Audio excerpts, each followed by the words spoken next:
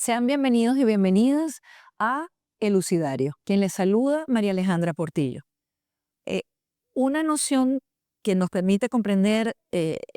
todo el tema de lo que significa la economía, los aspectos sociales hoy, son las medidas coercitivas unilaterales. Por medidas coercitivas unilaterales vamos a comprender todas las acciones que un Estado realiza para los cambios forzados del régimen de otro país. Esto todo sucede fuera del auspicio de la Organización de las Naciones Unidas. Es decir, que las medidas coercitivas unilaterales, como su nombre lo indica, van a ser una serie de acciones que profundamente tienen una dimensión económica, y esto va desde lo que tiene que ver, por ejemplo, con embargos o con, digamos, la paralización de los flujos financieros que afectarían a todo lo que es el sistema económico del país, o las inteligentes o, digamos, focalizadas, que son estas medidas coercitivas unilaterales que son destinadas para funcionarios específicos. Dentro de esta definición también debemos decir que estos funcionarios no solamente deben estar activos dentro de lo que son las funciones de gobierno, sino que además incluyen a funcionarios que están fuera de sus funciones. Las medidas coercitivas unilaterales son consideradas hoy por todos sus efectos, porque no son solamente económicos, sino que afectan la vida cotidiana, y para eso justamente están creadas, están siendo consideradas inclusive como, digamos, efectos de lo que significan crímenes de lesa humanidad, porque cuando tú tienes una población que no puede acceder a la salud, que no puede tener acceso a los medicamentos, como en el caso particular venezolano, eh, entonces tú tienes que referirte a que esto no solamente son sanciones, digamos, económicas, medidas coercitivas económicas, sino que tienen que ver con la eliminación de la posibilidad de vida, de su calidad, de lo que significa el vivir viviendo dentro de lo que es una nación. Acabo de mencionar la palabra sanción. Hay una diferencia muy importante entre lo que son las medidas coercitivas unilaterales y las sanciones. Señalamos entonces que las medidas coercitivas unilaterales están fuera de lo que significan todo el entramado legal de la Organización de las Naciones Unidas. Cuando nosotros mencionamos las sanciones, ahí entonces sí estaríamos hablando cuando el sistema de las Naciones Unidas crea mecanismos para forzar, digamos, para obligar a un país a cumplir con la norma. Y generalmente, o evidentemente, estas normas son para garantizar todo lo que es el funcionamiento del sistema internacional, y que el funcionamiento del sistema internacional esté, digamos, dentro de lo que está previsto en el derecho internacional público, lo que está enmarcado en los derechos humanos. Entonces podemos ver las, digamos, importantes diferencias entre uno y otro. ¿Cómo está enmarcado el caso particular venezolano?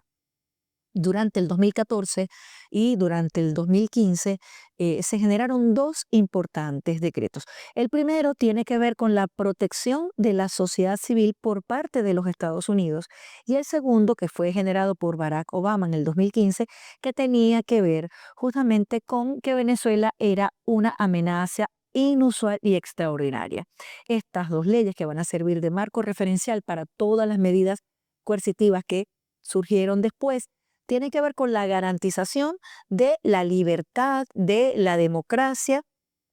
Debemos recordar que en el caso particular venezolano, nuestro sistema político ha tenido una dimensión, ha tenido una característica muy convulsa estos últimos años. Por otra parte, cuando buscamos dentro de los antecedentes, George W. Bush había también señalado y había analizado que la situación venezolana estaba asociada con elementos de corrupción y de narcotráfico. Todo esto lo podemos ver nosotros en la actualidad cuando evidentemente analizamos el posicionamiento de estos buques, de este submarino en las aguas del Caribe, y todos los ataques que se han venido haciendo, se supone, en defensa de la democracia norteamericana, en defensa de lo que es toda esa lucha contra la corrupción y contra el narcotráfico, lo que nos hace ver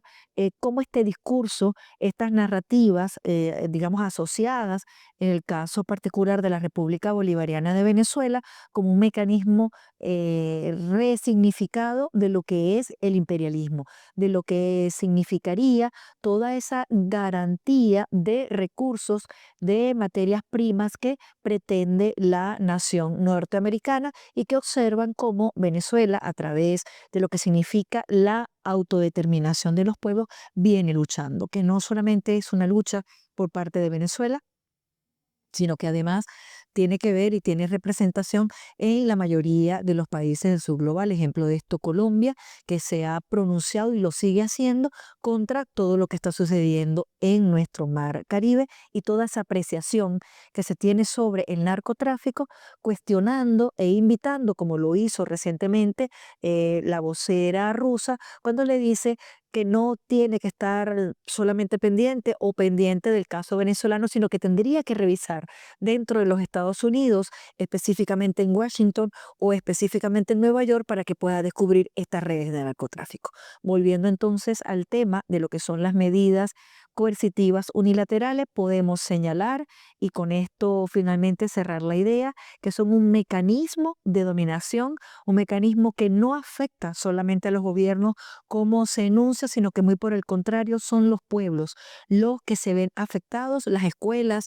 digamos, los hogares, los hospitales, esto es la vida cotidiana, los servicios públicos, la piel de la ciudad, que impide el pensarnos como ciudadanos, que ese es su objetivo, pero que en el caso particular venezolano, como pueblo en resistencia, nosotros continuamos y podemos nosotros señalar hoy que luego de las medidas coercitivas unilaterales tenemos el 28%,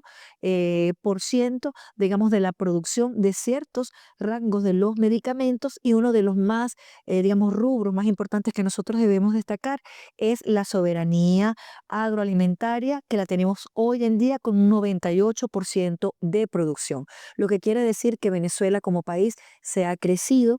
Todavía tenemos y nos debemos enfrentar a enormes desafíos, pero hemos venido avanzando en lo que significa la autogestión y lo que significa la generación de mecanismos de soberanía a partir de nuestra producción, no solamente el tema de los rubros alimenticios o farmacéuticos, sino que también tienen que ver con la tecnología, con la generación de programas que están orientados a la formación dentro de las escuelas, dentro de las universidades, por ejemplo, o lo que tiene que ver con otros rubros de las finanzas, que tiene que ver también con el proceso de lo que es el ecosocialismo, que venimos buscando nuestra identidad,